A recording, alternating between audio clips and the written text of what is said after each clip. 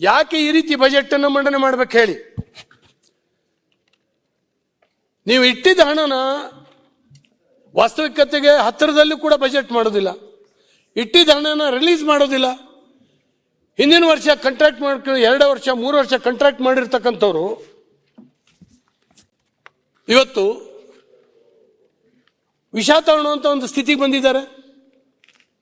ಹಣ ಬಿಡುಗಡೆ ಮಾಡಲಿಲ್ಲ ನೀವು. ನಾನು ಹೇಳ್ತೇನೆ ಸರ್, ಈಗ ಡಿ ಕೆ ಶಿವಕುಮಾರ್ ಸಾಹೇಬ್ರು ಇಲ್ಲ ಇಲ್ಲಿ. ಅವ್ರು ಹೇಳಿದ್ರು ಸುಧಾಕರ್ ಅವ್ರು ತೊಗೊಂಡೋಗ್ಬಿಟ್ರು ನನಗೆ ಮಂಜೂರಾಗಿರ್ತಕ್ಕಂಥ ಮೆಡಿಕಲ್ ಕಾಲೇಜ್ ಎಲ್ಲಿದೆ? ನೀವು ಕಳೆದ ಇದರಲ್ಲಿ ಪ್ರಸ್ತಾಪ ಮಾಡಿದಿರಲ್ಲ, ನೀವು ಎಲ್ಲಿ ಪ್ರಾರಂಭ ಮಾಡಿದಿರಿ? ರಾಮನಗರದಲ್ಲಿ ಯಾಕೆ ಮೆಡಿಕಲ್ ಕಾಲೇಜ್ ಕೆಲಸ ಪ್ರಾರಂಭ ಆಗಲಿಲ್ಲ? ಏನಾರು ಅವರಿಬ್ಬರಲ್ಲಿ ಡಿಸ್ಪ್ಯೂಟ್ ಉಂಟಾ?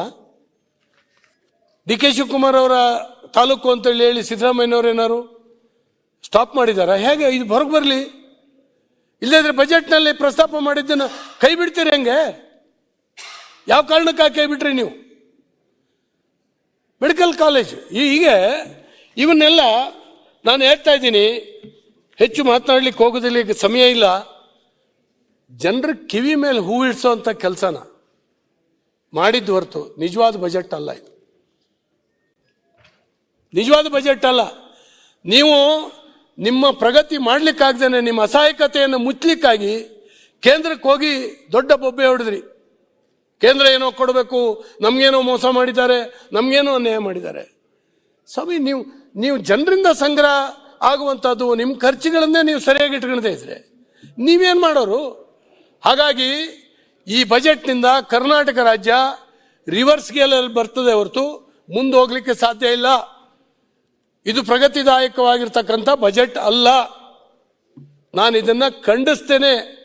ಸಿದ್ದರಾಮಯ್ಯನವರು 15 ಬಜೆಟ್ ಅನ್ನು ಮಂಡನೆ ಮಾಡಿರ್ತಕ್ಕಂಥವ್ರು ಈ ರೀತಿಯ ಜನರ ಮೋಡಿ ಮಾಡ್ತಕ್ಕಂಥ, ಜನರನ್ನು ಮೆಚ್ಚುವಂತ ಫಿಗರ್ನ ಕೊಟ್ಟು ಒಂದು ಬಜೆಟ್ ಅನ್ನು ಮಂಡನೆ ಮಾಡಿದ್ದಾರೆ. ಕಳೆದ 1 ವರ್ಷದ ನಂತರವೂ ಹಿಂಗೆ ಖರ್ಚೆ ಮಾಡೋದಿಲ್ಲ ಅವರು. ಯಾಕಂದ್ರೆ ದುಡ್ಡು ಇರಲ್ಲ. ಅದರಲ್ಲಿ ಸಾಲ ಮಾಡಿದ್ದು ಒಂದೇ, ನಿಕ್ಕಿ ಅದು ಒಂದೇ.